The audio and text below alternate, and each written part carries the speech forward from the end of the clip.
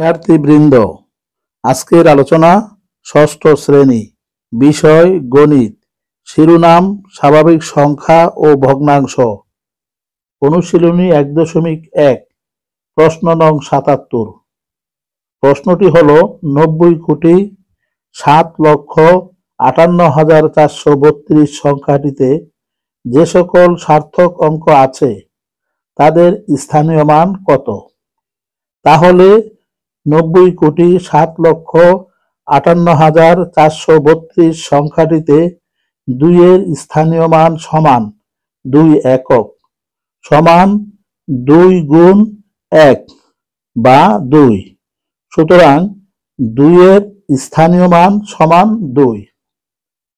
3 এর স্থানীয় মান সমান 3 দশক সমান 3 গুণ 10 বা 30।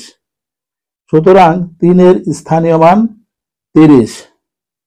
4 এর স্থানীয় মান সমান 4 শতক সমান 4 গুণ 100 সমান 400।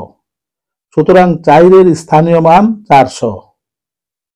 8 এর স্থানীয় মান 8000 সমান 8 গুণ 1000 সমান 8000। সুতরাং 8 এর স্থানীয় মান 8000। আবার 5 এর স্থানীয় মান সমান 5 অযুত। আমরা জানি 1 অযুত সমান 10,000। তাহলে 5 অযুত সমান 5 গুণ 10,000 সমান 50,000।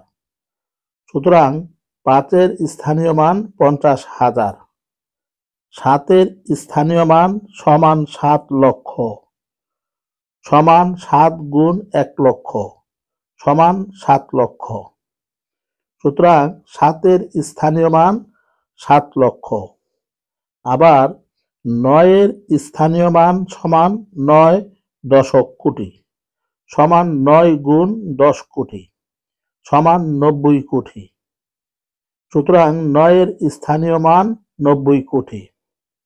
তাহলে আমরা এখন বলতে পারি প্রদত্ত সংখ্যার 9, 7, 5, 8, 4, 3 এবং 2 এর স্থানীয় মান যথাক্রমে 90 কোটি, 7 লক্ষ, 50,000, 8,430 এবং 2।